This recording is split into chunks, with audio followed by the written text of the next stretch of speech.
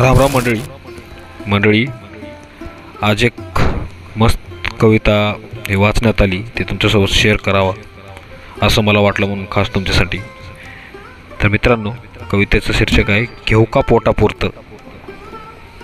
तर कविता अशी आहे की पंगतीत बसले दगडांचे देव रे, दगडांच्या देवाला खाऊ जरा ठेव रे. पंक्तीत बसले दगडांचे देव रे, दगडांच्या देवाला खाऊ जरा ठेव रे. बसल्या जागी मिळतं तुला नैवेद्य तुपाशी, माणसांच्या बाजारात मी मात्र उपाशी.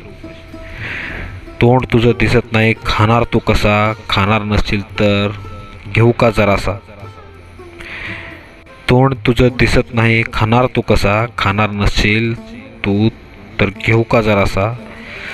तू देव नाहीस असं म्हणता येणार नाही, उष्ट तुझं नेतो खुश होईल माझी ताई. मागत नाहीस रडत नाहीस तरी देतात तुला, भिकाऱ्यांचं पोर म्हणून चिडवतात मला. मागत नाहीस रडत नाहीस तरी देतात तुला, भिकाऱ्यांचं पोर म्हणून चिडवतात मला.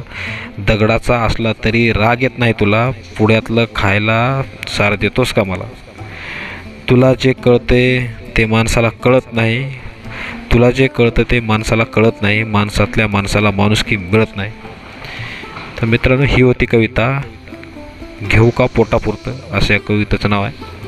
मित्रांनो, कशी वाटली कविता ही नक्की आम्हाला कळवा. धन्यवाद. जय जवान, जय किसान, जय महाराष्ट्र, जय भारत. धन्यवाद.